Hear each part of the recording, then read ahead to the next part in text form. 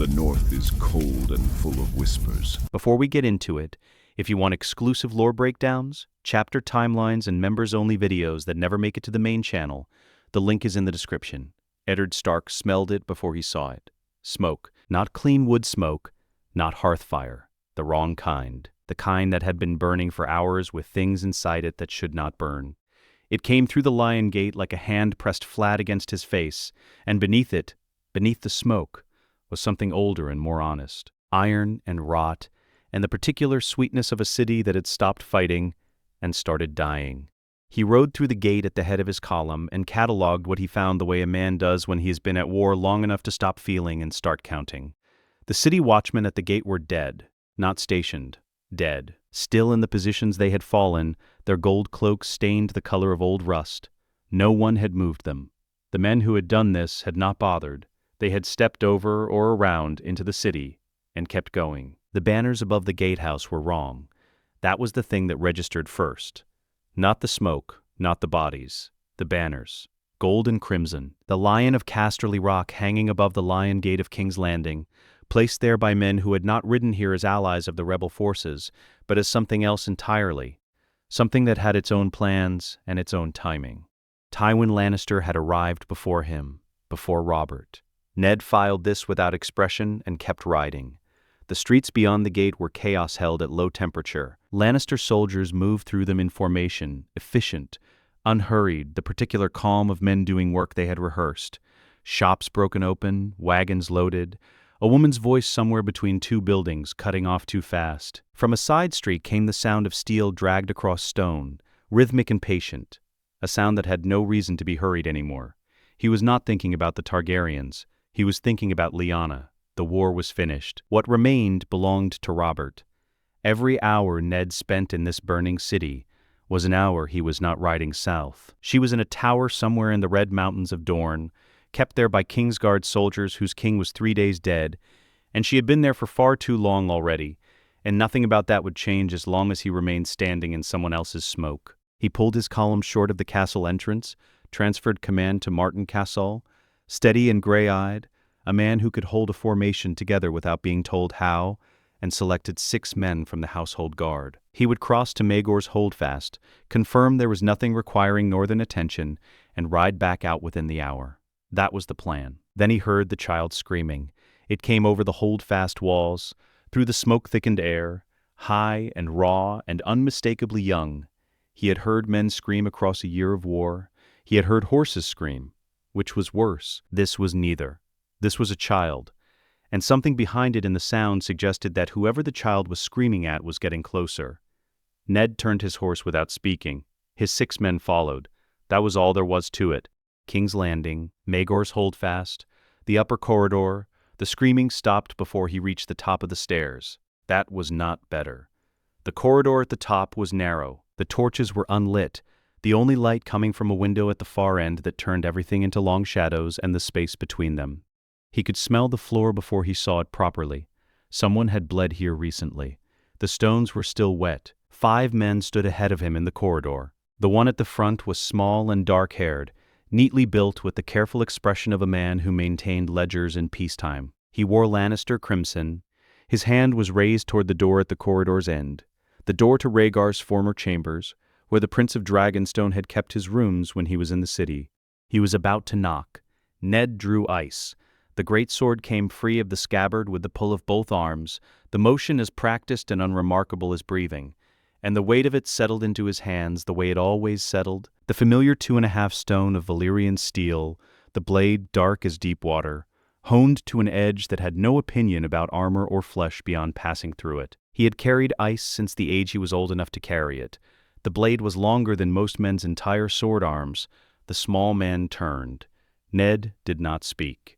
4 strides. On the second step of the 4th stride he opened the man's throat. The blade passed through without resistance in the way Valyrian steel always passed through. Not like cutting, more like the material deciding to agree.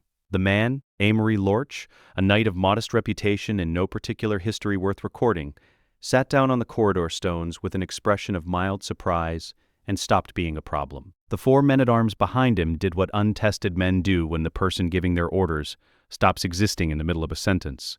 Two ran immediately. One drew his sword, looked at the size of the blade opposing him, set his own sword down on the floor with great deliberateness, and backed against the wall. The fourth sat down, which seemed reasonable. Ned's Northmen came up the stairs and filled the corridor ends. The door was intact. The screaming had stopped because of the screaming, not because of what came after it. He had gotten here first. He became aware he was breathing hard. He registered this only now in the quiet. Then Rhaegar Clegane came around the far corner. Ned had seen the mountain twice, once from distance at a tourney, once across a battlefield at a range too great for particulars. Neither had prepared him adequately for this corridor, which was the width of two men standing abreast, and which made Clegane's 8 feet of plate-armored mass feel less like a man and more like a wall that had developed intentions. He had 3 soldiers behind him. More would follow when they were sent for.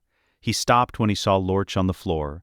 His eyes moved from the body to Ned to the sword in Ned's hands, to Lorch last. "These children are under northern protection," Ned said. "Step forward, and you make war with the north." He had the eyes of something that had never been asked to negotiate. Not stupid. There was calculation in there of a crude and functional kind, but without whatever internal process makes men pause when pausing is the correct response. He came forward the way a river came forward, because that was its nature, and whatever stood in it was the river's problem now. Ned let him take 2 steps. Then he moved. The corridor gave him no room to use ice properly, and he did not try. He shortened his grip, drove forward, and found the gap between Clegane's raised arm and the edge of the gorget, not targeting the armor, targeting what the armor failed to cover. And when the opening came, he rotated the blade and cut across the mountain's left shoulder at the exact point where the spalders did not fully meet the upper arm plate. On a normal man, the cut ended the engagement. The shoulder joint governs everything a sword arm does, and separating it from its function removes a fighter from the field as completely as killing him. Ned had done this twice in the past year. Both times the man had dropped. Rhaegar Clegane dropped nothing. He made a sound, low and grinding, like a millstone finding a stone it could not process, and his left arm came up slower than his right. That was all. But slower was enough. Ned's men pressed the gap, shields up, holding the corridor. It was not elegant. It would not hold indefinitely. But Clegane could not push into 4 northern shields and 1 piece of Valyrian steel without direction, and the only man capable of directing him today was cooling on the floor behind Ned's left boot. He stopped. He looked at Ned across the shields. He looked at the sword. Then he turned and walked back the way he had come, unhurried, carrying his damaged arm like an inconvenience he would see to shortly. He was a weapon. Weapons waited to be pointed. There was no one here to point him, not yet. Ned went to the door. He knocked. He was aware this was an unusual thing to do given everything that had just occurred. He knocked anyway. No answer. He opened the door and stepped inside. The room was Rhaegar's sitting chamber, the prince's private receiving room off the main corridor of Maegor's Holdfast, a place Ned had never entered and knew only by its position in the structure. It was warm from a brazier in the corner, books on a table, a chair overturned, tapestries on the walls bearing Targaryen colors, dragons on red. Elia Martell was in the far corner, back pressed against the stone, her body angled forward at the waist. She had come here when the sounds began. This room, Rhaegar's room, the place she had spent more time in this palace than any other, where the door was thick and the corridor narrow and the window high enough that no one would come in from outside. She had gathered both children to her in the first minutes of the sack, before the sounds got close enough to understand. She held a girl of approximately 3 years against her right side, dark-haired, face buried in her mother's ribs. Against her chest she held a swaddled infant, both arms curved around him, her chin resting lightly on the top of his covered head. She had positioned herself between the door and her children. Her eyes were open. She had heard everything. The sounds in the corridor, and the sounds before the sounds in the corridor, and the sounds before that going back through hours of this city coming apart. Her face was the face of a woman who had spent years learning how to control it, and now had nothing left to perform that control with, but the decision to keep doing it. He removed his helmet. He was aware what he looked like. Blood on the gauntlets, blood on the sword at his hip, a northern face, gray-eyed, carrying 11 months of war behind it like weather. "Are you here to kill us?" she said. The girl did not move. The infant did not stir. "No, Your Grace," Ned said. "But I need you to trust me for the next 3 hours, and I do not have time to earn that trust. So I am asking you to believe this. I have seen what is in that hallway. No child should see that. No child should be that. Then, at the hallway behind him, a long moment, not long in time, long in everything it contained. "I believe you," she said. He heard Robert Baratheon's war horn over the city, distant, rolling in from the western approach, jubilant in the way of a man who had never doubted he would be standing in this moment, and had simply been waiting for it to arrive. He was coming to collect what was his. Ned looked at the girl still pressed into her mother's side, looked at the infant in the curve of Elia's arms, looked at ice, still in his hand, Lorch's blood dark on the blade. He had ridden into King's Landing thinking of one thing. Now he was thinking of something else entirely. "Move quickly," he said. "We need to be in the God's Wood before Robert reaches the keep." The doors of the great throne room stood open. No guard. No announcement. Lannister soldiers in the anteroom, who looked at Ned, then at Ice, then at the woman beside him, and found reasons to examine the floor. He walked through without slowing. He had said God's Wood. He had meant it when he said it, somewhere quiet, defensible, a single entrance, while he worked out what came next. But moving through the holdfast's inner corridors with Elia's hand steadied against his arm, he had made a different calculation. A private arrangement with Tywin Lannister, in a room with no witnesses, was worth exactly what any private arrangement with Tywin Lannister was worth, which was nothing. The only thing that could protect these children was a fact established in front of enough men that it could not be quietly unmade afterward. He needed an audience. The throne room gave him one. Lannister soldiers lined the walls, 40, mayhaps 50, the standard escort of a great lord who had arrived with intent rather than invitation. Torches burned in the brackets. The room smelled of smoke and wine, and the particular staleness of a space where men had been celebrating for hours without ventilation. At the far end on its dais, the Iron Throne waited in the torchlight. It was not what songs made of it, in the way that almost nothing was what songs made of it. Larger, more wrong. 1,000 captured swords melted together by dragonfire into something that was neither furniture nor architecture, asymmetrical, tiered, sharp in ways no legitimate piece of furniture should be sharp, rising from the dais in tiers like something that had grown there over centuries rather than been assembled. It did not look like power. It looked like what happened when power stopped pretending to be something else. Jaime Lannister sat in it. He wore his Kingsguard cloak, which was no longer particularly white. He had his legs crossed at the ankle, one boot resting on a lower tier of the structure in a posture that suggested either supreme confidence or the performance of it. He was looking at the far wall when they entered. Then he looked at the door. Then he saw what had come through it. He had known the nursery business was underway. He had not asked who was handling it, or precisely how, because there was only one answer to that question, and he had decided some time ago that today already contained enough. Seeing the answer walk through the main doors, alive, northern escorted, with 2 children in tow, did something to his expression that he did not fully manage before Ned could read it. Not guilt. Something that occupied the same ground as guilt without being willing to use the name. Recognition, mayhaps, of what had been arranged to happen and what had happened instead. Ned stopped at the center of the room. "Get off that chair, Sir Jaime," he said. "It does not belong to you." Jaime descended without argument. He moved down the steps with the practiced ease of a man well trained in following sensible instructions he did not necessarily agree with. The throne had given him nothing worth keeping today. He understood this already. Elia walked past him toward the center of the room. She did not look at him. He did not look at her. Rhaenys, pressed against her mother's side with both hands fisted in the cloth of Elia's sleeve, looked at Jaime Lannister with the unreadable attention of a child who had been watching large men all day and had learned that watching them carefully was important. Jaime looked away first. Tywin Lannister entered from the western passage. He came with 6 personal guards and his maester, and the quiet certainty of a man who had spent a lifetime walking into rooms and immediately becoming the most consequential person in them. He was in traveling armor, functional, expensive, without ornament. He had not had time to change into something more ceremonial. This was not the entrance he had planned. He stopped. His eyes moved across the room the way a general's eyes moved across a field, quickly, in order of tactical significance. Without wasted motion, Ned Stark, ice at his hip, blood dried on his gauntlets, boots carrying the dust of a corridor that Tywin had expected to receive different news from. 6 northern men-at-arms behind him, and there, at the edge of the torchlight, with one hand resting on the infant against her chest and the other around the shoulders of the small girl, Elia Martell.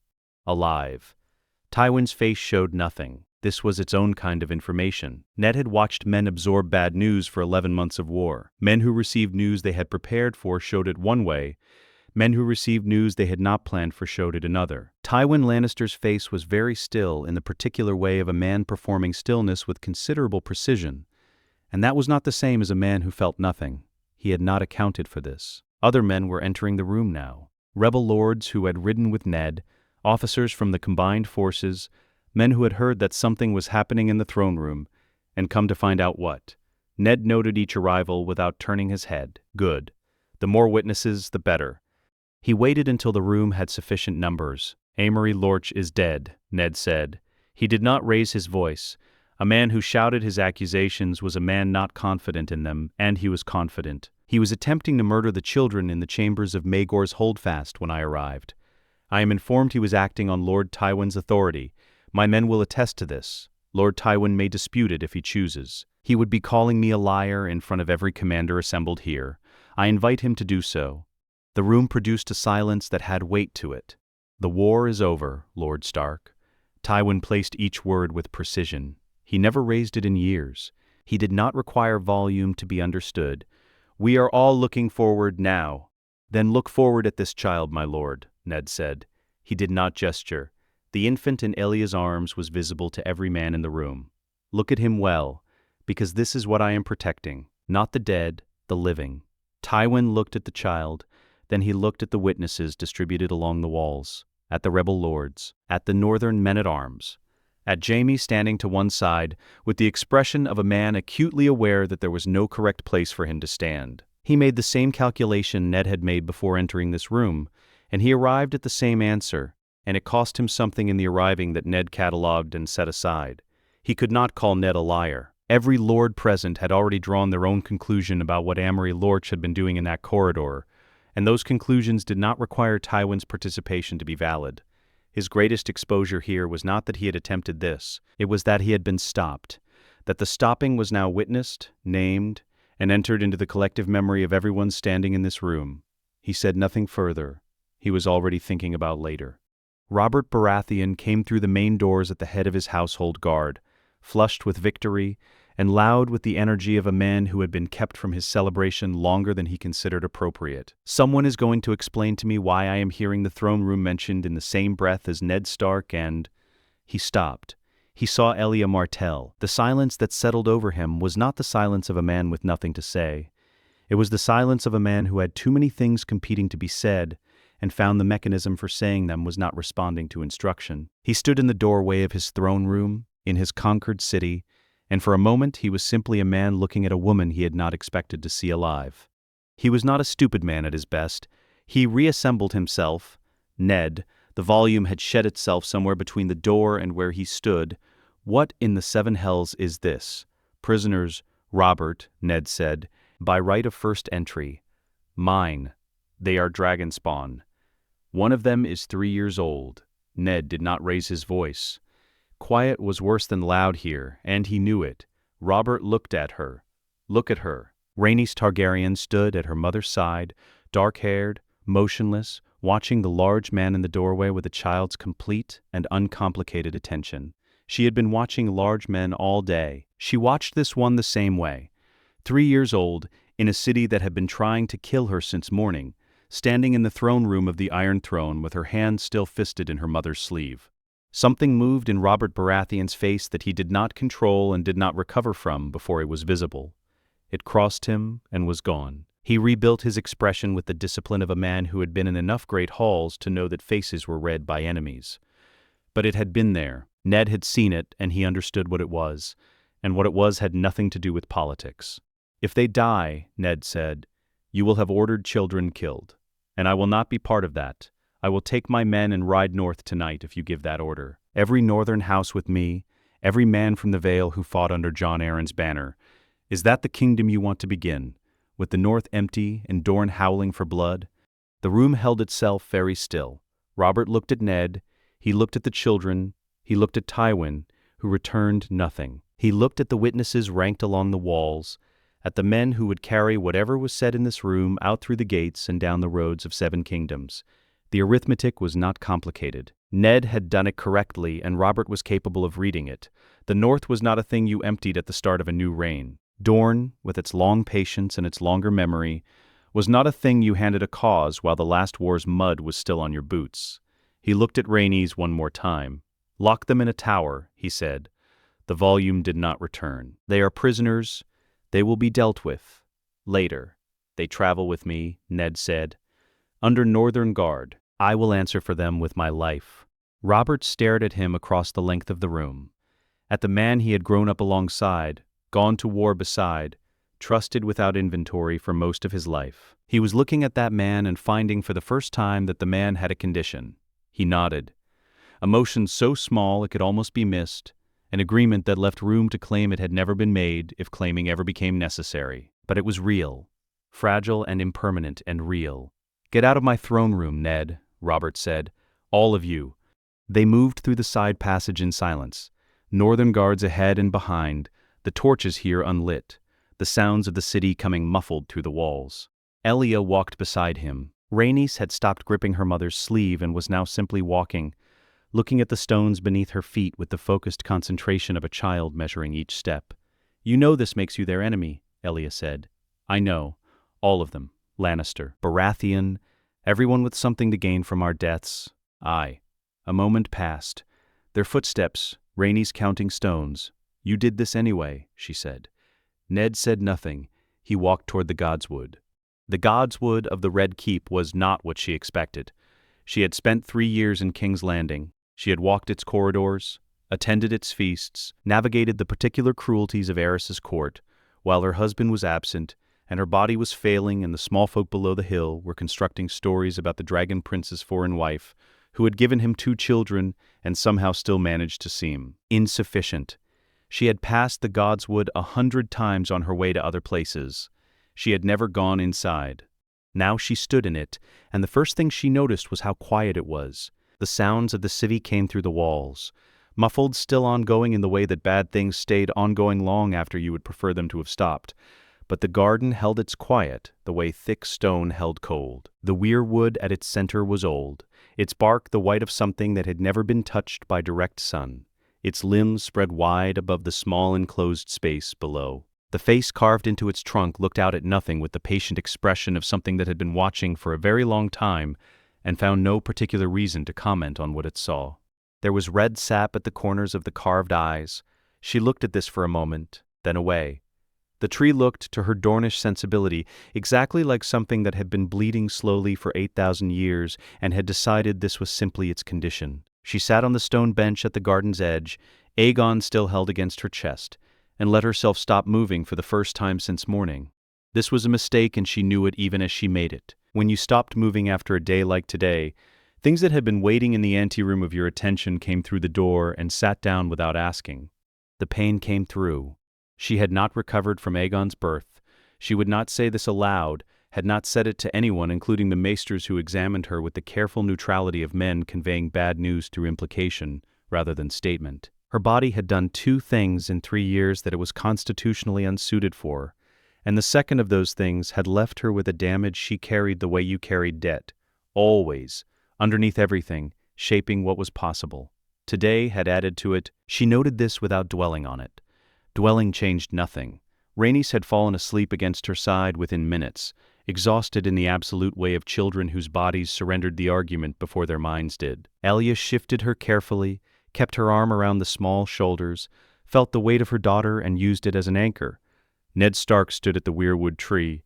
He did not speak to it. He did not move his lips. He stood before it with his hands at his sides and his head slightly lowered, and whatever passed between the Northman and his carved stone god was conducted in a silence so complete it required none of the machinery of prayer she had grown up watching. No rote words, no performance of devotion. He was simply there, in the way that men were there with things they trusted entirely. She filed this. Men who took their gods seriously were, in her experience, more predictable than men who did not. Not simpler, predictable. You could find the edges of what they would and would not do. She was going to need to know his edges.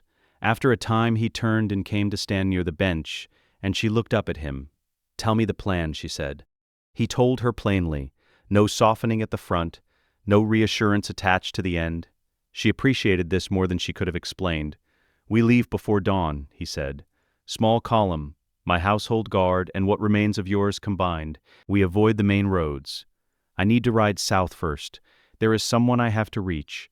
A tower in the Red Mountains near the Dornish border." "Your sister," she said. He looked at her. "You said it. In the corridor," she said. "Before any of this, that was where you were going." He nodded once. He did not explain it further, and he did not apologize for putting his sister's location on the route. He offered it as information she was entitled to have. She noted this. "After the tower," he said, "we go west, through Dorne, to Starfall, House Dane. Arthur Dane is at the tower. His family seat is on the coast. From there, a ship north. And my brother. It was not a question. You intend for me to reach Doran. He needs to know you are alive, what I am doing, and why, what I am asking from him. Doran will want to know," she said, "why a Stark man is delivering his sister to him instead of a Martell escort." "Because there is no Martell escort here," Ned said. "There's me. He will ask what you want in return." A fleet, 10 years of patience, silence. She looked at him. This northern lord who had arrived in her city this morning as a rebel victor with no particular stake in her survival, who had ended the day with Lorch's blood on his boots and 2 Targaryen heirs in his custody, and who was now sitting across from her in a godswood that smelled of strange gods and old sap, asking Dorne for a fleet as though it were a request for directions. Something moved in her expression that was not quite a smile, very small, very contained. "You are not what I expected," she said, "from a Northman." "What did you expect?" "Ice and silence." "There's still plenty of both," he said. She looked at Rhaenys sleeping against her side, at Aegon, small and warm against her chest, breathing in the uncomplicated way of infants for whom today had no particular weight. "The terms," she said, "if we are going to do this, we establish them now, not once we are on the road, and it is inconvenient to revisit them." "Agreed. I cooperate with travel, with whatever story you require. In exchange, you answer for my children's safety with your personal honor, not your men's capability, Your Honor. If something happens to them under your protection, the failure belongs to you." "Agreed. Neither of us contacts Robert Baratheon, Tywin Lannister, or anyone in their service without the other's knowledge. No private negotiations, no arrangements made separately and revealed afterward." "Agreed." She held his gaze for a moment. "And when Aegon is of age, when the time comes and the claim becomes something that must be acted upon, you stand as his supporter, not his guardian, not his controller, his supporter. The distinction is not a small one." "It is not," Ned said. "Agreed." She had made compacts before, in Aerys's court with men who smiled and agreed and then went home and did as suited them. This man had heard a child screaming behind a closed door and drawn ice. She was making a calculation, not a wish. Then she said, "Your sister, at the tower." A pause. Precise. "Is there a child?" Ned was quiet for one beat longer than his previous answers. "Mayhaps," he said. "Rhaegar's?" Not a question. The arithmetic of where Rhaegar had gone and why and for how long was not complicated. She had completed this arithmetic years ago. She had had years afterward to sit with the answer. "I do not know yet," Ned said, "but it is possible." Elia looked at the weirwood, at its carved face and its patient bleeding. "Whatever child exists," Ned said, "is my responsibility. I will claim him as mine. He will not be used against your son."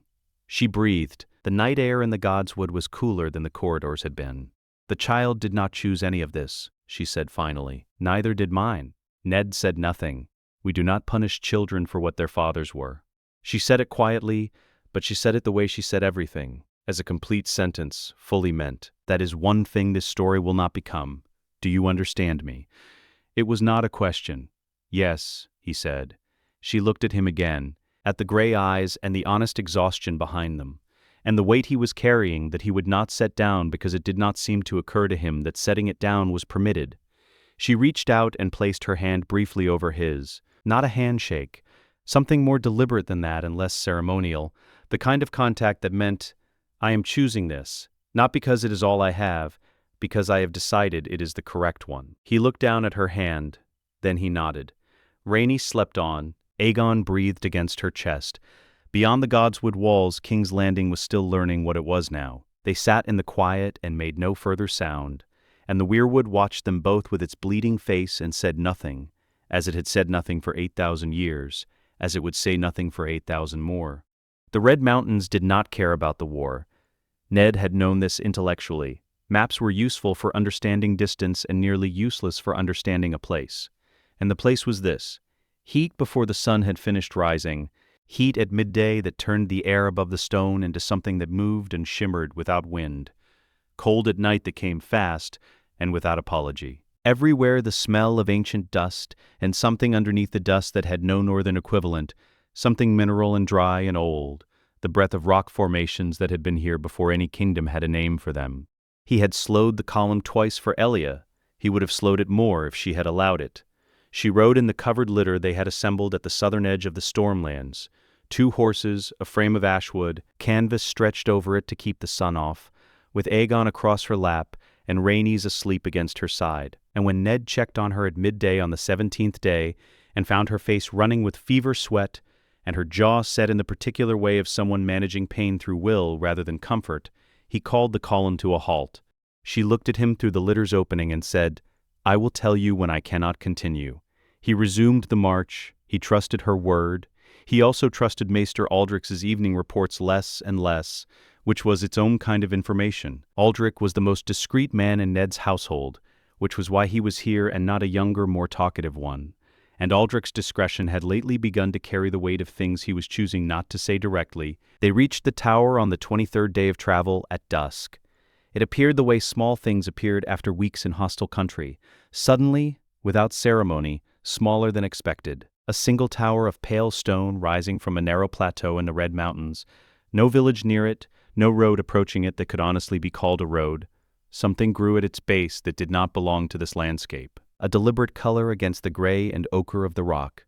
Blue roses, winter roses, the pale blue kind that grew in the furthest north and nowhere else, planted this far south from anything they should have survived, tended by someone who had decided that the distance did not matter. They grew in a careful line at the base of the tower wall, incongruously alive, incongruously precise.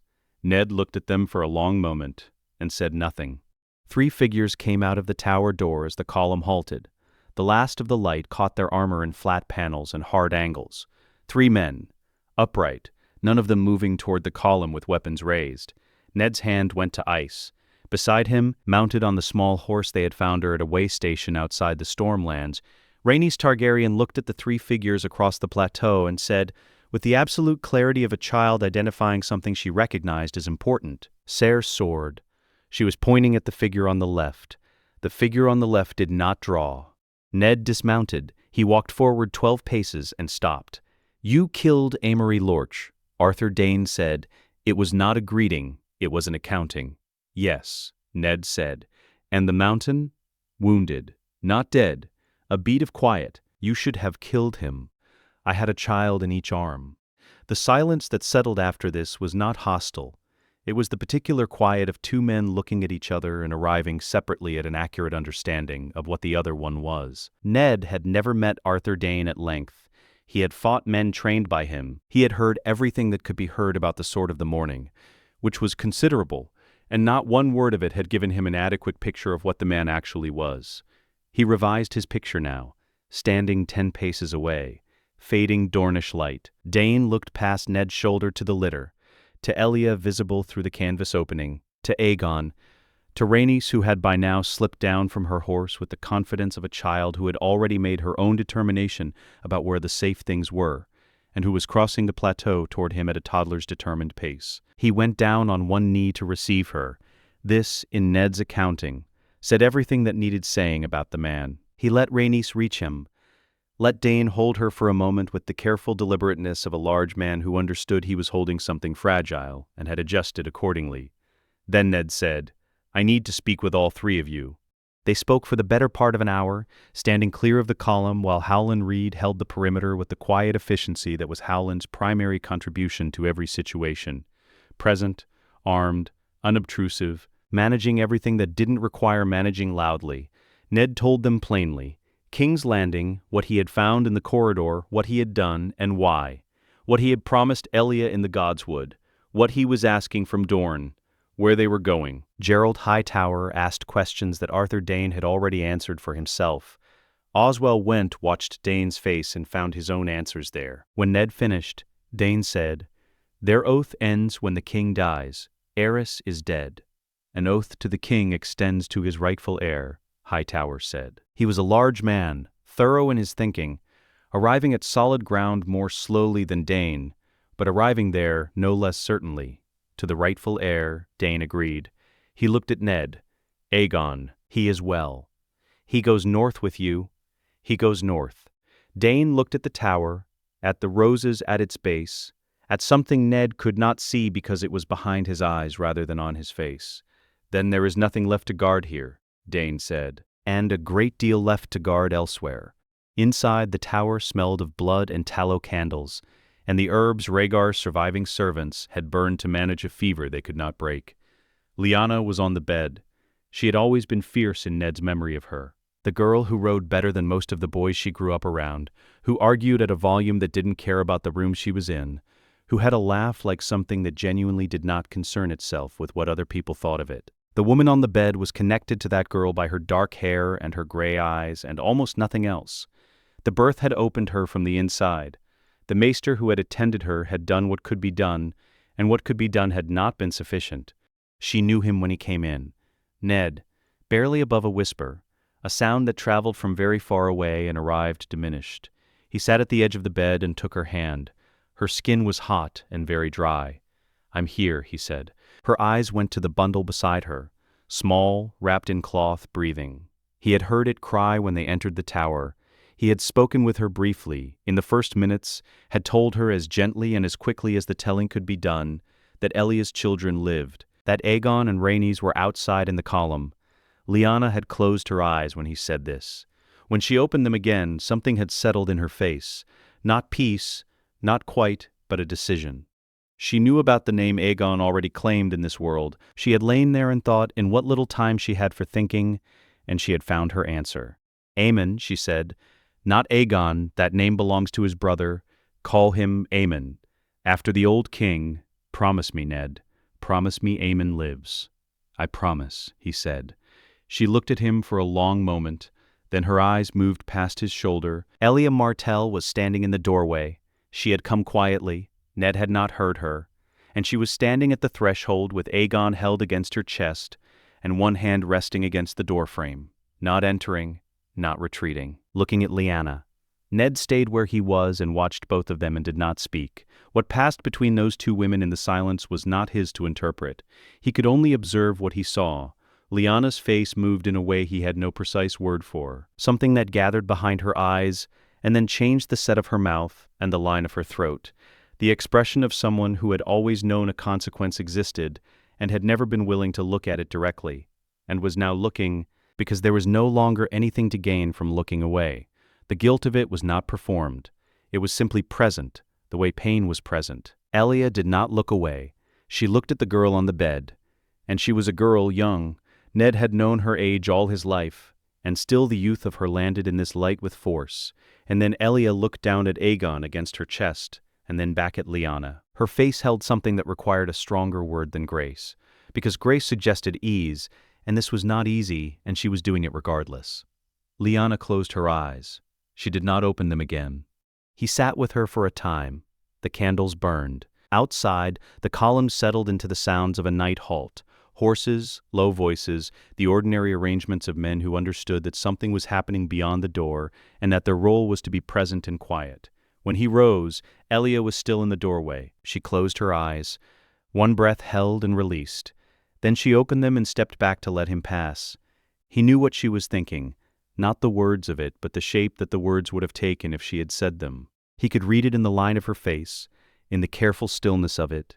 She is younger than I thought. She looks like a girl. She looks like someone who made one enormous choice and was never allowed to take it back. And then the thing beneath that, which required no expression at all. I know exactly how that feels. He did not say anything. He carried Aemon out of the tower and into the night. The camp had settled to firelight by the time he came down the tower steps. Arthur Dayne stood at the base of them, with Rhaenys asleep against his shoulder, her dark hair across the white of his traveling cloak. Gerald Hightower and Oswell went behind him, Howland Reed to one side with the stillness of a man who had decided his position and saw no reason to adjust it. Elia came out behind Ned and stood where he stood. He looked at her. She looked at the baby. "He is Rhaegar's," she said. "Yes. He will need a name that is not Aegon. She knew about your son. She chose the name deliberately to let him be his own." Elia looked at the infant for a long moment. The pause was long. He let it be long. He watched her face do the work of it, the accounting that only she could perform because only she knew the full sum being asked of her. "Aemon is a good name," she said. "It was a good king's name." She looked at the infant a moment longer. Then she looked at Arthur Dayne. He was watching her with something that had fractured at the edges of his usual composure, opened just enough to show what lay underneath. He had known Elia for years, had stood in her husband's Kingsguard, protected her when Rhaegar was absent, and had been here, keeping an oath in a tower in the Red Mountains, while her children were being hunted in a city he had not been in to defend. That weight was visible on him if you looked at the right angle, which Ned did. Dayne looked at each of them in turn. At Ned, at Elia, at Aegon in her arms, at Aemon in his. "What happens now?" he said. "We go to Starfall," Ned said. "Then north, all of us." Dayne held Rhaenys against his shoulder and considered this for the length of time it required, which was not long. He was not a slow man, and the answer was not complicated. "Then my sword goes north with you," he said. "No ceremony to it, no ritual of kneeling or the formal recitation of pledged service.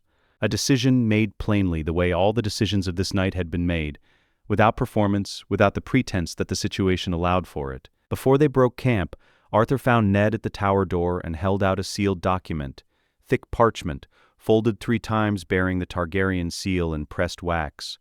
"Rhaegar prepared this before the Trident," Arthur said. "He gave it to Hightower for safekeeping. A record of the marriage, written in his own hand, witnessed by the septon who performed the ceremony. He told us, if he fell and the children were questioned, this was the proof." He paused. "Hightower carried it until the end. I have carried it since." Ned took the document. He held it for a moment, looking at the seal. Then he tucked it inside his riding cloak against his chest, where it would remain for 17 years.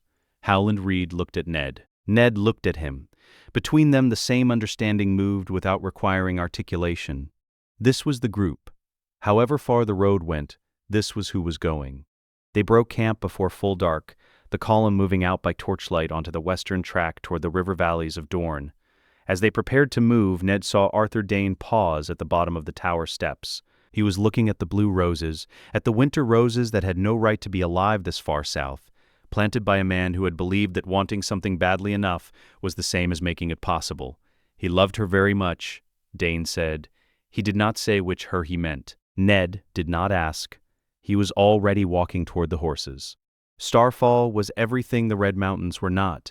The castle sat at the edge of the sunset sea on a promontory of white stone, its towers catching the afternoon light with the brightness of something that had been built to look beautiful, and had succeeded at it without apology. The sea beyond was enormous and flat and blue, visible from the moment the column crested the last ridge of the approach road, and entirely unlike the gray water Ned had grown up near. Even the air tasted different, salt and warmth, and the flowering things that grew along the cliff path in colors he had no northern names for.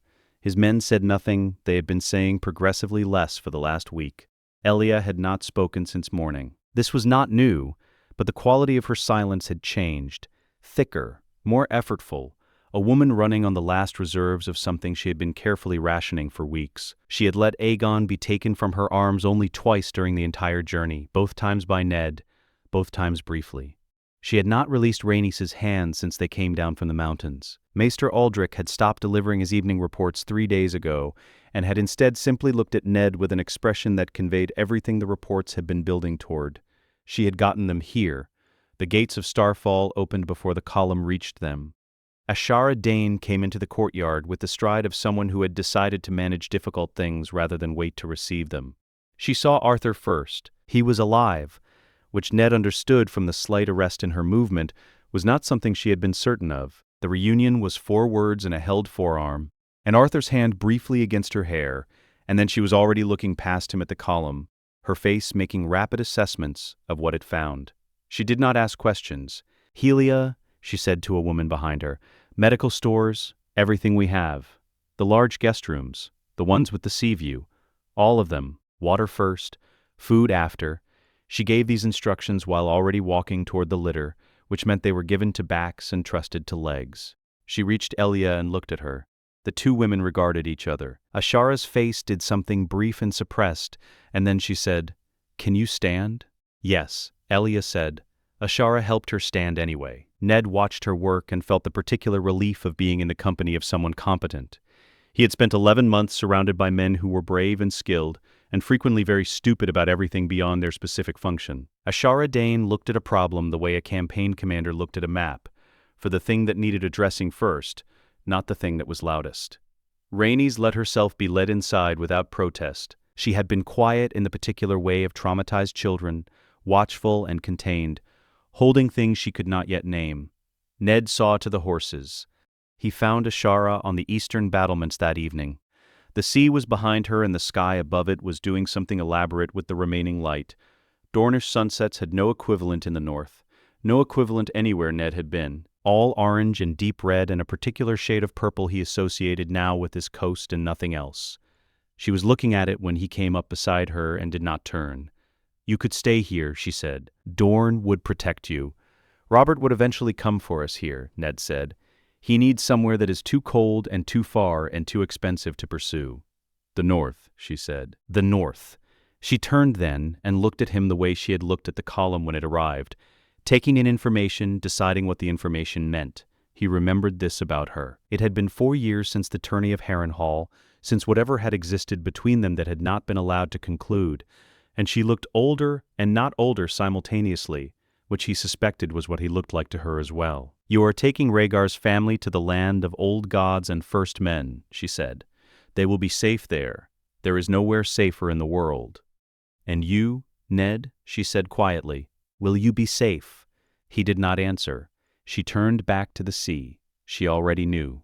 He wrote the letters that night by the light of a single candle at the desk in the room Ashara had given him. The first went to Sunspear, to Prince Eagon Martell in language brief enough to mean nothing to anyone who intercepted it, and everything to the man who received it. "Your sister lives. Her children live. Wait. The game is longer than any of us expected, and patience is the only move that does not cost us the board. When the time comes, we will need ships. Buy them if you must. Braavos will sell to anyone with gold, and Braavosi captains do not ask questions that are not about payment. A fleet built over years from purchased hulls and hired crew will serve as well as one built from native timber." He wrote it twice and brought the second draft to Elia. She read it without speaking, added 4 words at the bottom in her own handwriting, words in a script Ned did not read, because they were not for him, then folded it and returned it. Doran would know that handwriting. He would need to know nothing else. The second went to Riverrun, to Catelyn Tully, whom he had married in the months before the war and had barely had the chance to know, who had given birth to Robb while Ned was fighting someone else's war. The letter was 7 lines. "I am alive. I am coming home. I ask for your patience and your trust. There are things I will explain when I stand before you and things I cannot set down in writing, and I ask you to believe, before you see what I bring with me, that everything I have done has been to protect people who could not protect themselves." He sealed it without rereading it. The third went to Jon Arryn. 4 lines. "The North needs time. I ask you to give it to us before Robert asks anything of us. I am bringing something home that requires quiet and distance and years. You will understand when I can tell you. Give me the years first." He set down the pen. The candle had burned a quarter of the way down. He looked at the 3 letters.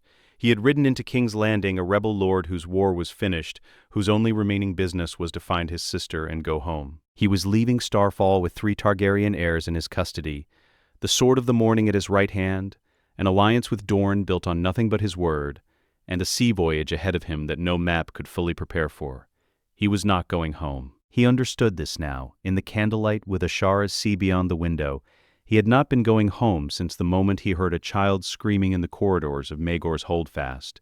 He had been building something else. He could not yet see its full shape. He knew it would take years, and that it would cost more than he could currently calculate, and that the cost would not be his alone to pay. He had promised Aemon would live. He had promised Elia her children would be safe. He had promised Doran time and patience and a fleet that would one day matter. He would keep those promises, or he would keep nothing. They sailed on the morning tide 3 days later. Elia could stand by then. She could walk. She came up the boarding ramp with Aegon against her chest and Rhaenys' hand in hers, and she looked at the ship with the same steadiness she had looked at everything since King's Landing, measuring it, deciding what it required of her, committing. Arthur Dayne stood at the ramp's base and looked at Starfall for a long moment before boarding. At its white towers in the morning light, at his sister on the dock below, standing with her arms at her sides and her face arranged in a composure that was costing her something she would not spend in front of witnesses. Ned paused at the top of the ramp. He looked back at Ashara. She looked at him with the question she had already asked and already received her answer to. He had nothing new to offer. The same answer, which was no answer, which was the only honest thing available. He turned. He walked onto the ship. The sunset sea below the cliff was enormous and patient, and entirely indifferent to what they were about to ask of it. The ramp came up. The lines were cast off. The white towers of Starfall grew smaller behind them. The way home always grew smaller when you left it, steadily, without drama, until they were gone. He held Aemon against his chest. The north was 4,000 miles of open water away, and not one of those miles led back to anything that had existed before King's Landing. The first winter of their stay, Elia asked Ned how long winters lasted in the north. "A year," he said. "Sometimes longer." She looked at the window, at the snow outside it that had been there for 2 months and showed no intention of leaving. "In Dorne," she said, "we have seasons." "So do we," Ned said. She looked at him. "Ours are just larger," he said. It was the first exchange between them that was not about logistics, the children, or the coalition they were quietly assembling. It lasted 9 seconds.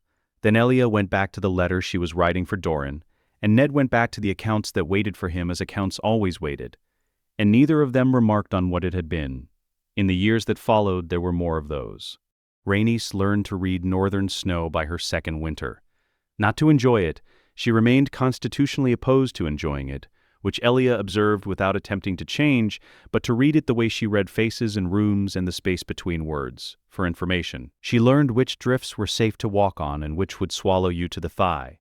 She learned that the gray sky which looked identical to Ned held quite different information for Arthur Dayne, who could tell you 6 hours in advance that more was coming. She asked Arthur to teach her this. He did. By her third winter she was predicting weather before the maesters, which pleased her enormously, and pleased no one else in any straightforward way. This was how Rhaenys operated at every age. She found the person who knew the most important thing in any given room, and extracted the knowledge by asking, repeatedly without self-consciousness, until she had it. By 13 years old, she had done this to Ned, to Howland Reed, to Maester Luwin, to every stable master and armorer and northern bannerman who had wintered at Winterfell within her reach. None of them had been able to keep her out of their expertise. None of them had particularly wanted to. Aegon read. He read everything in Winterfell's modest library, and then wrote to the Citadel for more, and then read those, and then wrote for more again. He favored histories, geographies, military accounts of every major campaign since Aegon the Conqueror. He had a particular affinity for maps, which he studied with the patience of someone memorizing terrain he intended one day to use. He was not a natural fighter. Arthur trained him daily with the specific thoroughness of a teacher who understood that the goal was a king, not a warrior, and that those required different preparation, but he was competent with a blade by 12 years old. He was considerably more dangerous with a pen.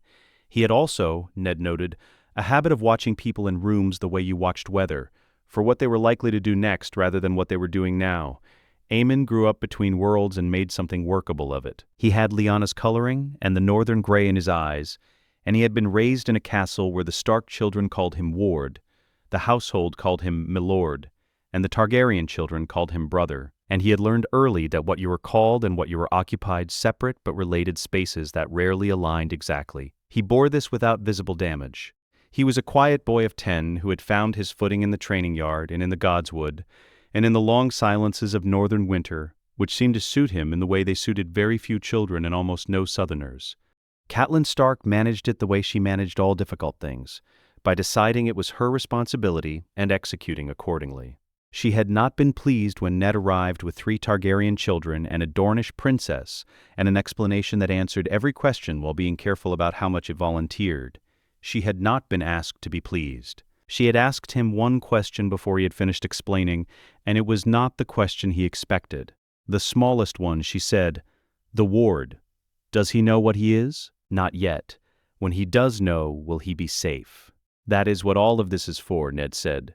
She had looked at him for a long time. Then she had said, Luwin doesn't have southern courtly language. The children will need it. I'll write to the Citadel.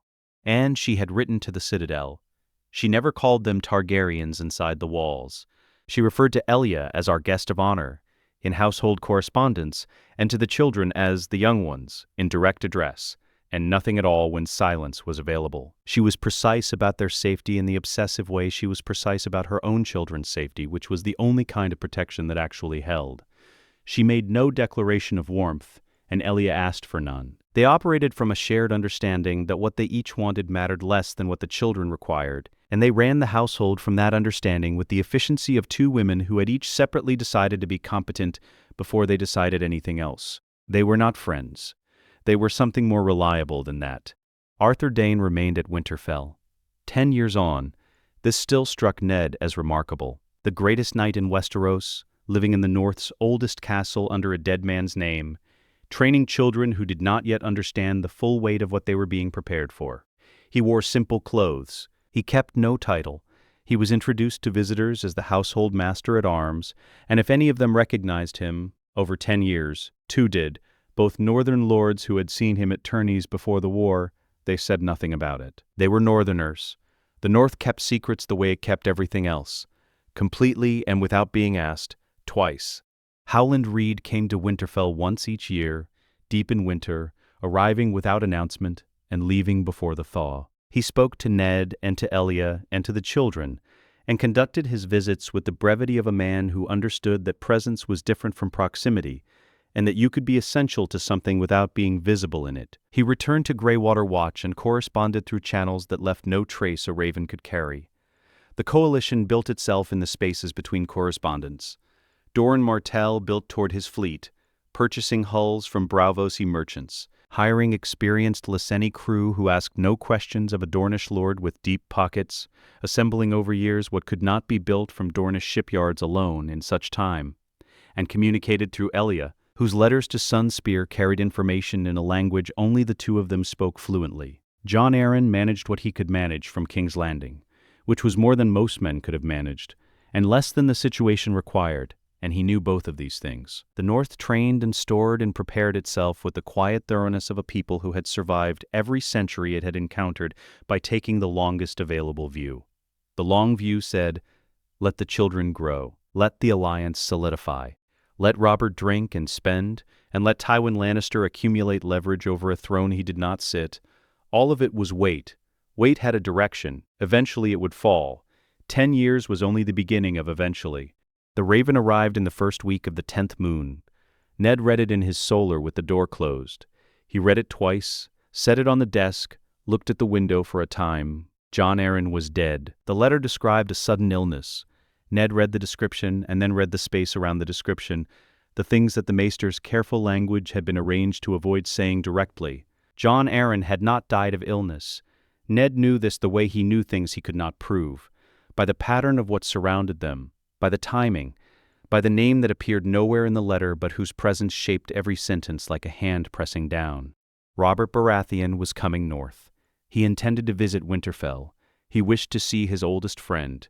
The court would accompany him, the full court, 300 people, the Queen's household, the King's Guard, all of it descending on the north. The letter named no specific party members. It did not need to. Ned knew who traveled with the court. He went to find the children. They were in the training yard as the afternoon light went flat. Rhaenys working a drill with Arthur. All economy and controlled speed.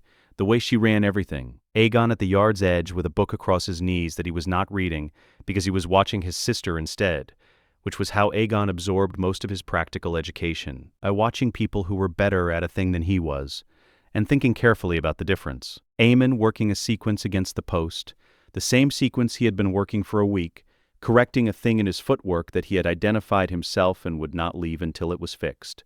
Ned called them together. Rhaenys came first, already reading his face. Aegon marked his page.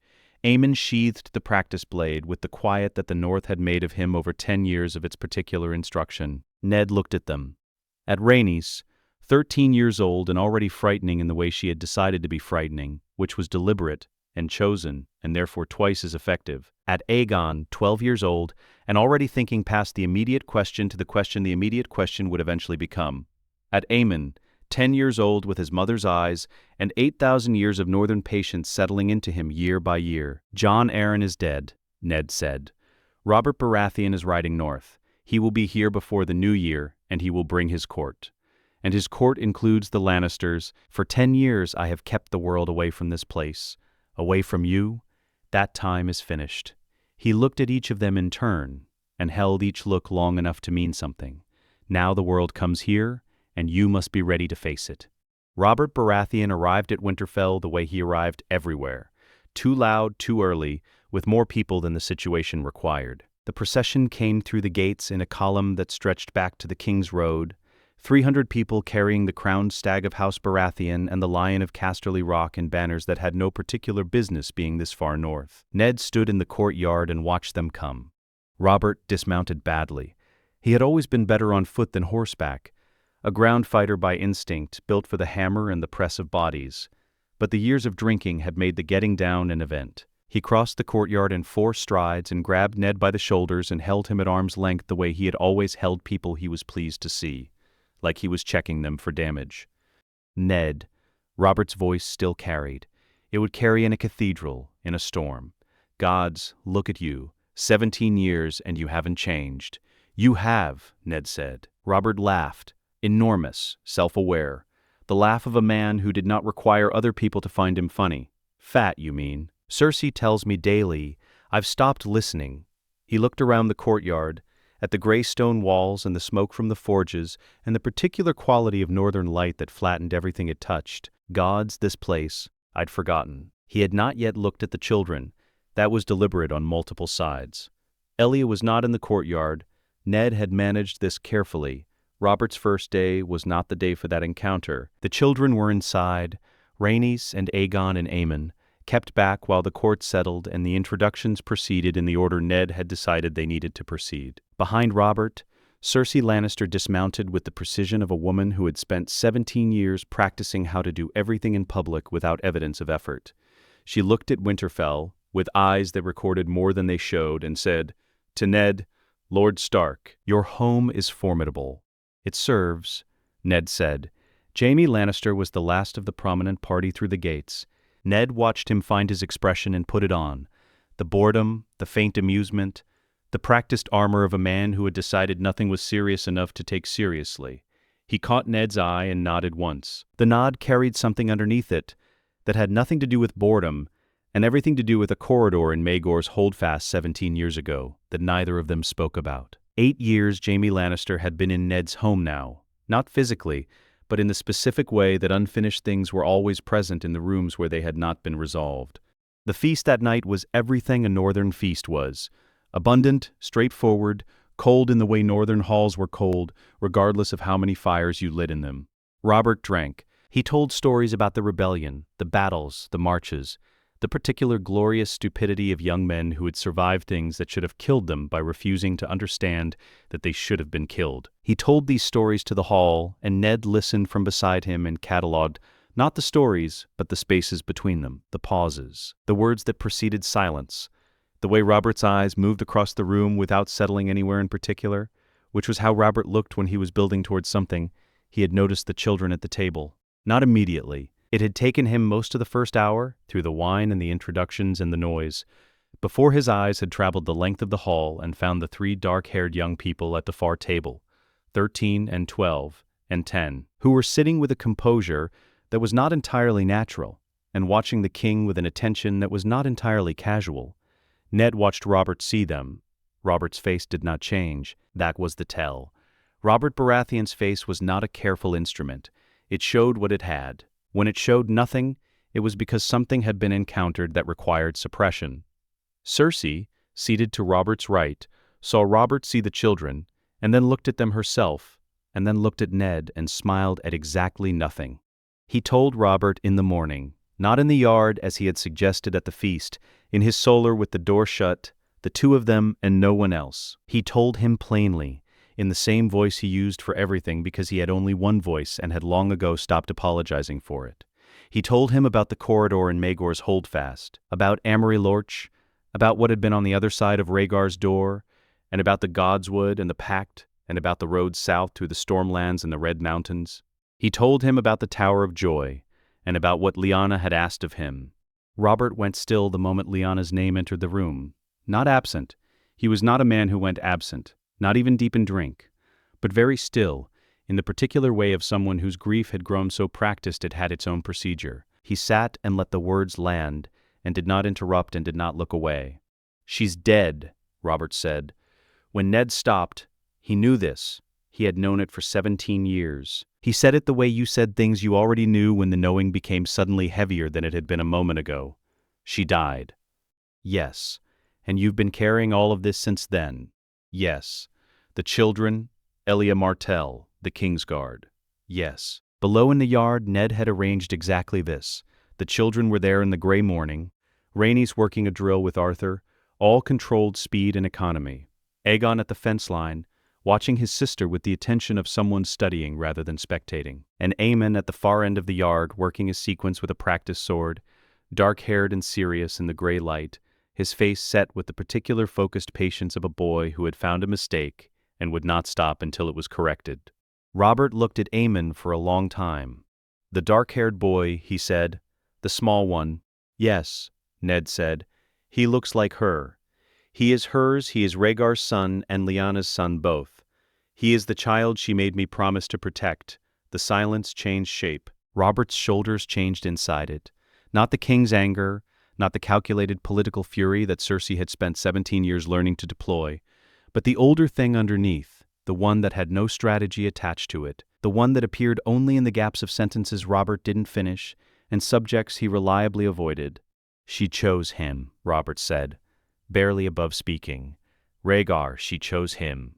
"She did, and she died of childbed fever," Ned said, "in a tower in the Red Mountains, asking me to keep her son alive. There was no choice involved in the dying. That was simply what happened." Robert turned from the window. His eyes were not wet.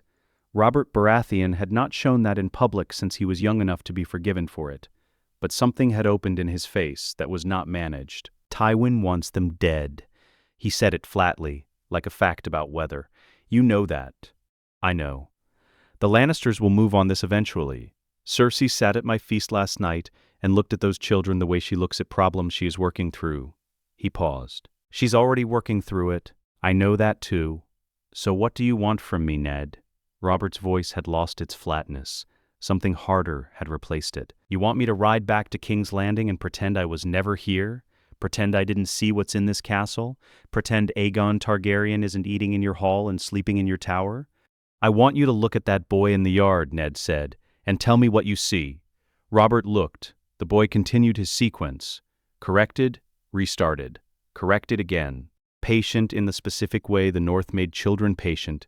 Not defeated, not resigned, but committed to the repetition as its own kind of answer. "He is the last thing Lyanna left in this world," Ned said. It landed the way he had understood it would land, not as an argument, not as a position, but as something without a counter. Robert's face went through something it could not manage and came out the other side older.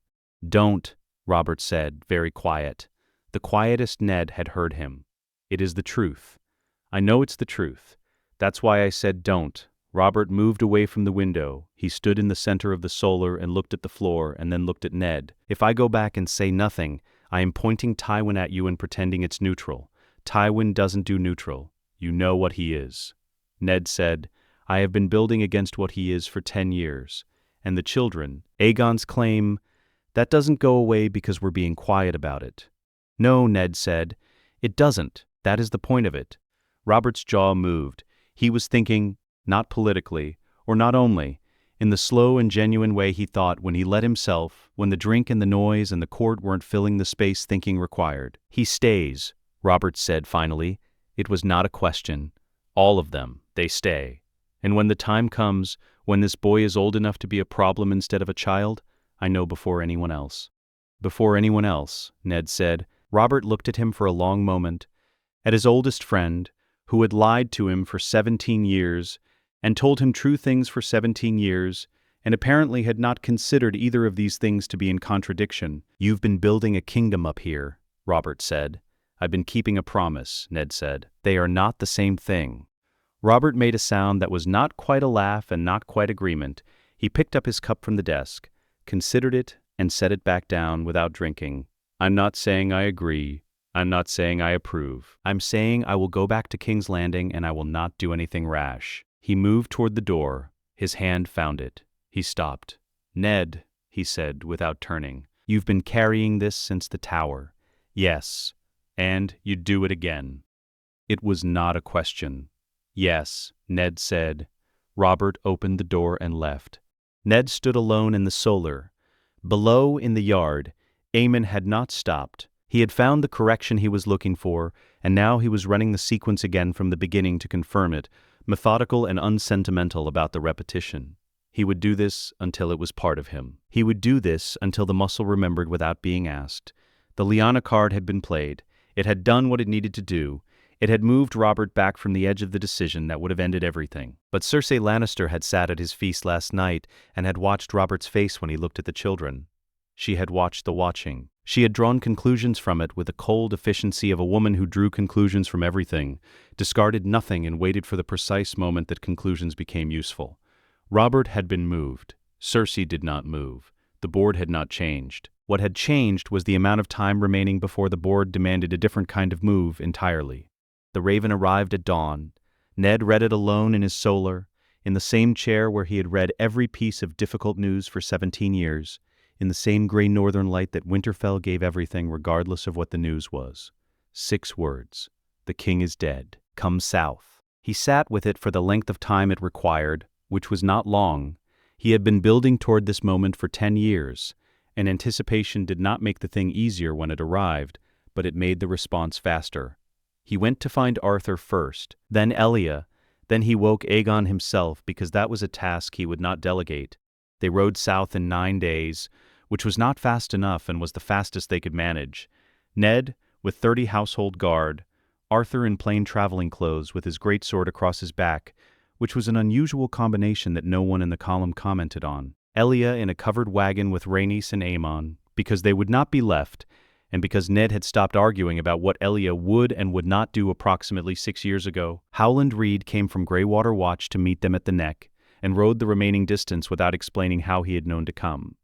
Aegon rode beside Ned for most of the journey, and said very little. He was 12 years old. He had known since he was 9 what he was, what his name meant, what the weight attached to it required of him. He had spent 3 years since the knowing preparing for a moment that had always been described as eventual, and had now become immediate. He rode with his chin level and his eyes forward, and the particular stillness of a boy who had decided that panic was not useful, and had made this decision in advance so he would not have to make it under pressure. Ned watched him from the corner of his eye, and thought of Lyanna, who had been exactly this quality of compact internal decision, and said nothing about it. The Dornish ships were already in the harbor when they reached King's Landing. 12 warships flying the sun and spear of House Martell, anchored in the Blackwater Bay. Not threatening, not concealed, simply present in the way that 12 warships with soldiers aboard were present, as information that every man in the city had already read and was spending the morning thinking about. Doran Martell had not come himself. He never moved except at the time of his own choosing. But Oberyn Martell stood at the dock when Ned's column arrived, lean, dark-eyed, wearing the kind of smile that people who understood his reputation found deeply unencouraging. "You're late," Oberyn said.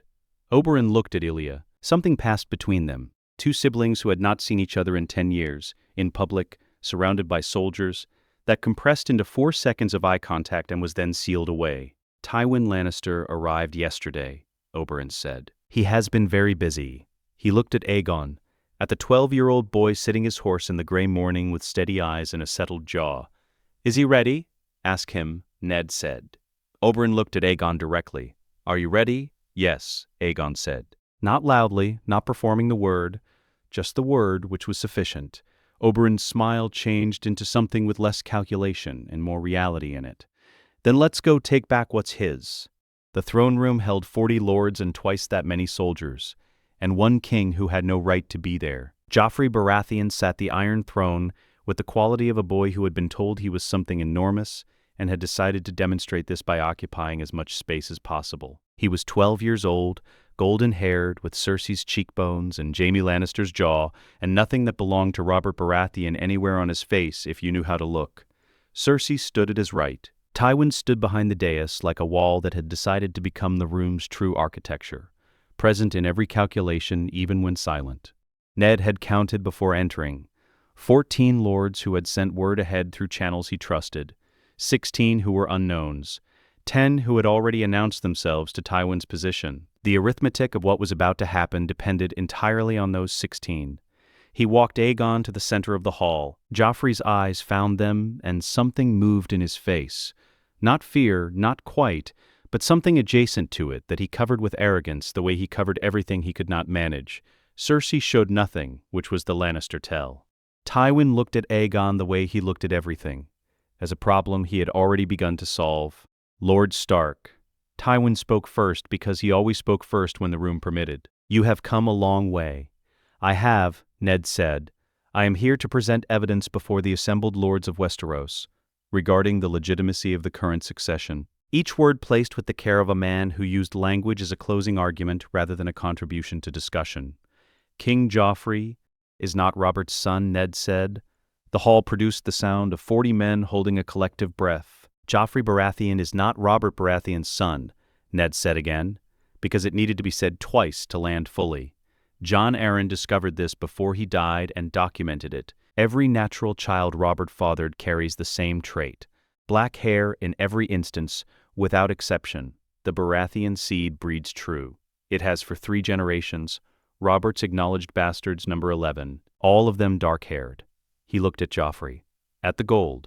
Lord Tywin is welcome to dispute the documentation. I have brought it. Tywin said nothing. The silence was the tell. Tywin Lannister had a counter for everything.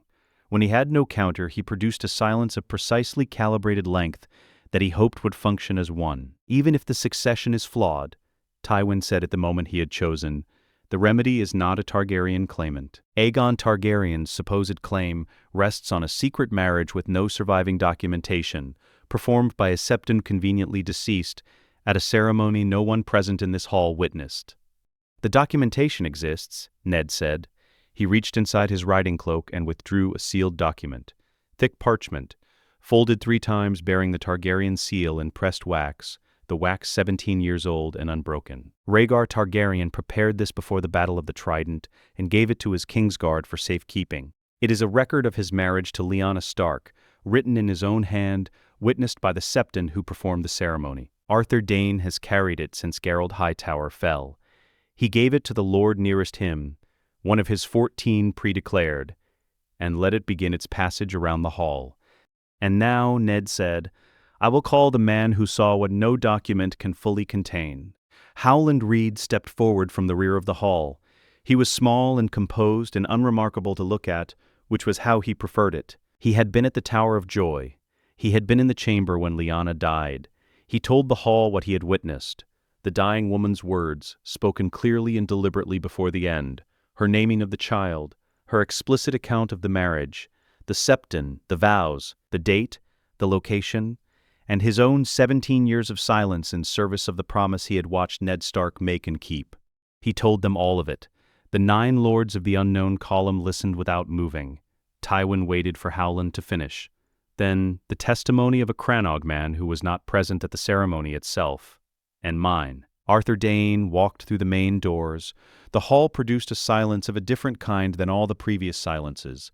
The silence of 40 men encountering something they had filed under impossible and being required to revise the filing. Arthur Dayne, the Sword of the Morning, killed at the Tower of Joy by Eddard Stark, preserved in songs and stories for 17 years as the greatest knight who had ever lived, and who was therefore, as the greatest knights tended to be, dead. Walking through the doors of the Red Keep in plain traveling clothes with dawn on his back and the unhurried certainty of a man who had decided what he was here to do and was now doing it. He walked to the center of the hall. He stopped in front of Aegon. He went down on one knee. I am Arthur Dayne. His voice carried without being raised, measured, formal, each word placed with the same precision Tywin used, but for a different purpose entirely, not to close things but to open them. I served Rhaegar Targaryen as a member of his King's Guard. Rhaegar gave that document to Geralt Hightower, my Lord Commander, in the days before the Trident, with explicit instruction if the rightful heir's identity were ever challenged. This was the proof. I received it from Hightower before he fell at the Tower of Joy. I have carried it for 17 years. I can confirm its authenticity in Rhaegar's hand, in the name of the Septon who performed the ceremony, and before every man in this room. He looked up at Aegon, and his face did the thing it rarely did. It opened, fractured at its formality, showed what was underneath it. My oath does not conclude when the king who held it dies. My oath lives with him, with you, my king. Silence. Then a lord on the left side of the hall went down on one knee, then 2 more, then 4. Tywin watched this arithmetic change with the face of a man performing stillness at extraordinary cost. He was calculating who was kneeling, who was not, how many soldiers stood between Lannister Crimson and the harbor, whether the 12 Dornish ships represented a commitment or a negotiating position. His face showed none of this. It showed nothing. It had never shown anything it was not choosing to show. Cersei's hand had found Joffrey's arm. Elia Martell walked from the side of the hall to its center. She had dressed deliberately, Dornish silk, deep red, the colors of House Martell, colors that had not been seen in this throne room since her marriage to Rhaegar. She was 39 years old, and she carried the bearing of a woman who had survived 17 years of cold and concealment, and the specific grinding indignity of patience, and who had decided that today was the end of the patience and the beginning of something else. She looked at the assembled hall, at the kneeling and the not yet kneeling and the already decided. "My name is Elia Martell," she said. In the precise and complete way she said everything that mattered. "I am Princess of Dorne, and mother of the rightful heir to the Iron Throne, and I have one thing to say to this hall." She let the room settle into her pause. "He has Dorne, every ship in that harbor, every sword that Prince Doran Martell has sharpened for 17 years while he waited for this day. Dorne does not negotiate its commitment to the true king's claim." She looked at Tywin, directly, without blinking. "It is committed, completely." 3 more lords knelt. Then 2 who had been in Tywin's column crossed the floor. 26 lords had knelt, 14 from before, 7 from the unknown column after Arthur's pledge, 3 from the unknowns and 2 from Tywin's camp after Elia's declaration. The arithmetic had shifted and would not shift back. Tywin looked at the result. He looked at Cersei. Something moved between them in the silent language of people who had spent decades reading each other's decisions before they were made. He looked at Joffrey, at the boy on the throne who had Jaime Lannister's jaw and Cersei's cheekbones, and Robert's absence in every feature. And then he looked at Ned, and at Arthur Dayne kneeling on the floor in front of the boy, and at Elia Martell standing in the center of the throne room, like a woman who had just put down 17 years of weight and did not intend to pick it up again. "This is not finished," Tywin said. Ned looked at him. "No," he agreed, "it isn't. One council in one hall does not determine the succession of the 7 kingdoms. Armies determine it, and the Lannister armies are intact." "So is the North," Ned said. "And Dorne is in the harbor." Tywin looked at the hall one last time, at 26 kneeling lords, at the count that had passed the point where it could be reversed by words. And he turned and walked from the throne room with his guards and his maester, and the absolute composure of a man who had been delayed, not defeated, and who was already thinking about what delay required of him next. Cersei rose from beside Joffrey. She took her son by the arm and made him stand. She looked at the hall before she left. Her eyes found Elia. The 2 women looked at each other across the full length of the throne room, the woman who had ordered Elia's children murdered, and the woman who had survived it, for a long moment that held everything that had passed between them and everything that never could. It was not forgiveness. It was not reconciliation. It was acknowledgement. This happened, and it cannot be made not to have happened, and we are both still here. Cersei looked away first. She walked her son from the throne room. The Iron Throne sat empty. 26 lords had knelt. Tywin's armies were 3 weeks south, and they were real, and they would march, and what followed would cost men their lives and houses their heirs, and the realm a winter's worth of blood it could not afford. Ned knew this. He did not deceive himself about what was coming. But he looked at Aegon standing in the center of the throne room, with Arthur Dayne's knee at the floor before him, and 26 lords of Westeros, acknowledging what he was. 12 years old, taking it in with the thoroughness of a boy who had been told his entire life that the world required his full attention and had never once dismissed the instruction. Aegon looked at Ned. Ned gave him a single nod.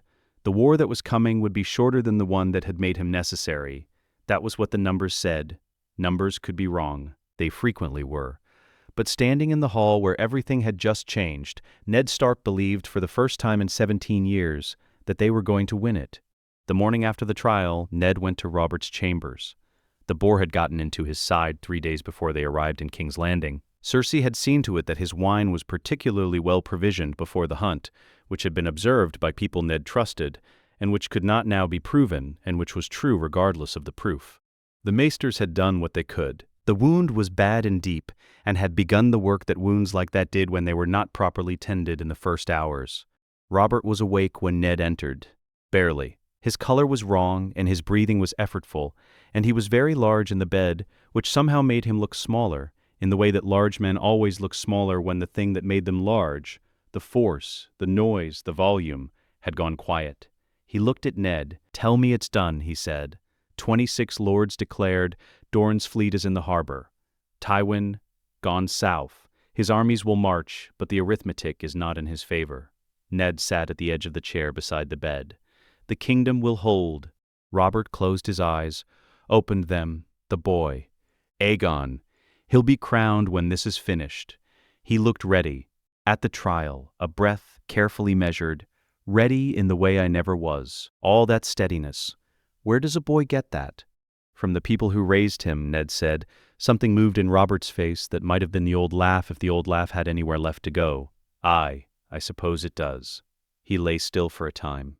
Lyanna, he said. He said it directly, without the gaps he had always maintained around her name, without the careful evasion that had been his way of carrying the grief without being seen to carry it. The dying had taken away the reason for the management. She would have liked him, Robert said. The boy, she always liked people who weren't afraid of things. She asked me to make him worth knowing, Ned said. I tried. You did more than try. Robert looked at the ceiling. I should have let you go home, Ned. After the war, all those years ago. I should have let you ride north, and lived with whatever I had to live with, and left you in peace. His voice had gone to its quietest register. I never knew how. I always needed more from you than you had left to give. There was nothing truer than what Robert had just said, and adding to it would only diminish it. Take care of it, Robert said. The realm. Take care of it the way you take care of everything. Without fuss, properly. He was very still now. I knew how to fight for things. I never learned how to hold them. Mayhaps he will. He said nothing more after that. By evening, he was gone.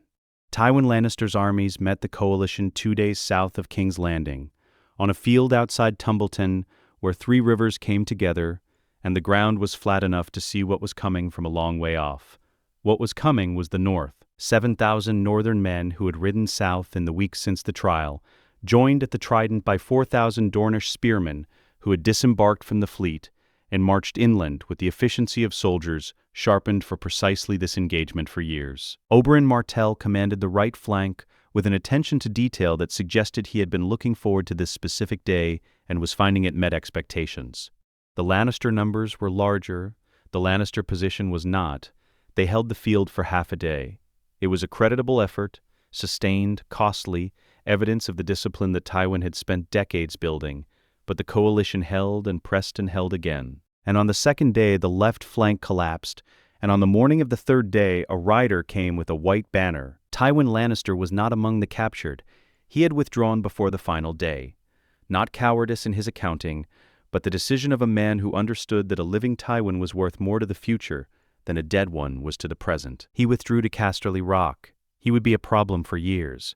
He would find, eventually, the way to make himself useful to the new reign, because Tywin Lannister was constitutionally incapable of remaining irrelevant, and because Aegon would one day be old enough to understand that the Westerland's gold and its Lord's counsel were not the same thing as its Lord's loyalty, and that you could use one without requiring the other. Joffrey was held in the Red Keep under Northern Guard, Cersei in the Tower of the Hand, which had been other people's prison before it was hers, and which she inhabited with the furious composure of a woman who was already planning something and would be planning something until she stopped breathing. Jaime Lannister surrendered on the field on the second day to Oberyn Martell. He asked for nothing except that his sword be returned long enough to give it up properly. Oberyn considered the request, then handed it to him and waited. Jaime held the blade for a moment, the Valyrian steel, the name, the weight of everything it had been, and handed it back. For Elia, Oberyn said, not as a wound, as a closing of accounts.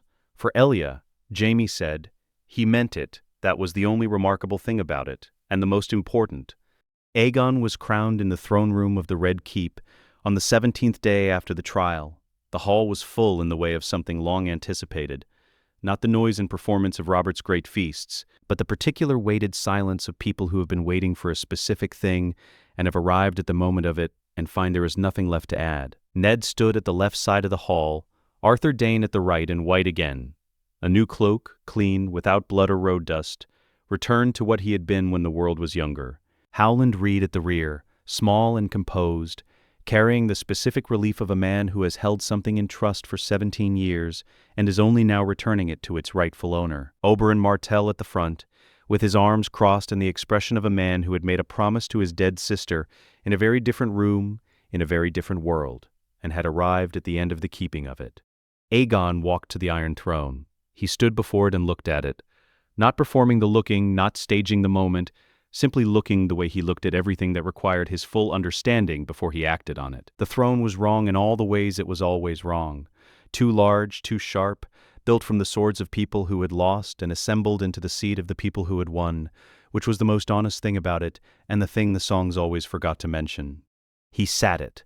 He sat the Iron Throne straight, with his hands on the armrests and his chin level, and the iron beneath him said nothing about it, which was all any throne could do. The High Septon placed the crown on his head. It was too heavy. It was always too heavy, the weight of it designed to remind the person wearing it that what sat on their shoulders was not honor, but obligation. Aegon was 12 years old, and his neck was not made for this yet, and he bore it the way he bore everything, by not letting it show that he was bearing it, by finding the exact degree of stillness that looked like ease. Aegon of the House Targaryen, the High Septon said, 6th of his name, King of the Andals, the Rhoynar, and the First Men, Lord of the 7 Kingdoms, Protector of the Realm. The hall said his name back to him. Elia did not cry often. She was a woman who had learned to carry things internally rather than release them, who had managed grief and fear and the slow accumulated weight of 17 years of concealment through precision and control, and the daily decision that none of it would take more from her than she chose to give. When the hall said her son's name, she cried. It was not a collapse. It was not a loss of anything. It was a release of something that had been in her body since a corridor in Maegor's Holdfast, where she had pressed her children against a wall and faced a door and been certain, not afraid, certain that the work was about to be finished. 17 years of certainty slowly revised into uncertainty, revised into hope, revised into this. Her son's name said aloud in the hall where everything had tried to end. She did not wipe her face.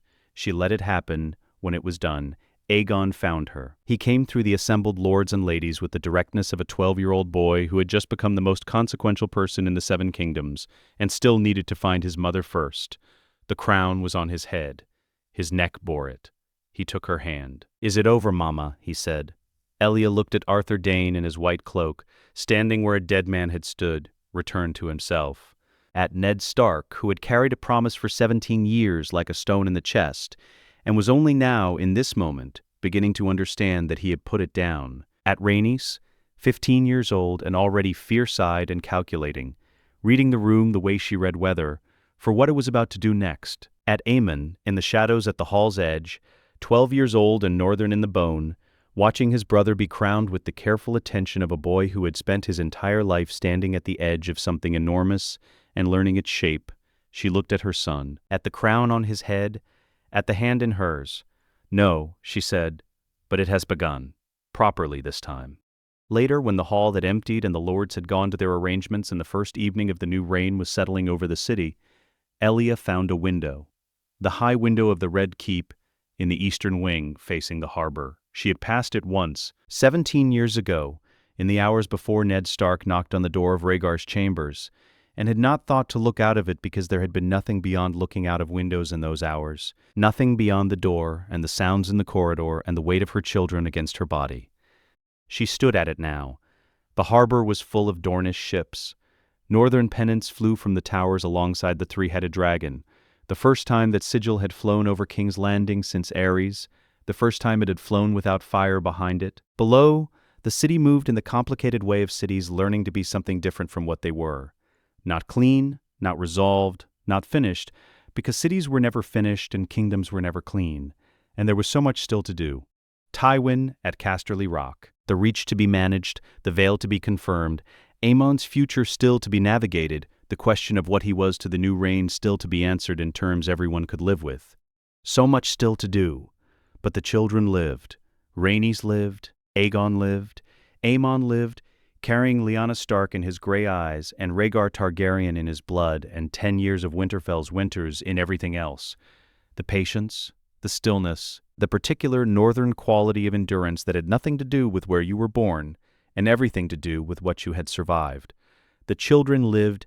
Elia Martell closed her eyes, the harbor wind came through the window and touched her face, salt and evening, and behind her she could hear the sounds of a city that was not burning, and below her the Dornish ships rode at anchor in the last of the light. And somewhere in this building her son sat the Iron Throne for the first time, with a crown on his head that was too heavy for his neck, and the weight of that was his now, not hers. And that was what she had been building toward since a corridor in Maegor's Holdfast, where a northern man with blood on his boots had said no child should be that and meant it. And she had said, I believe you, and meant it. And everything since had been the long and costly consequence of two people meaning what they said.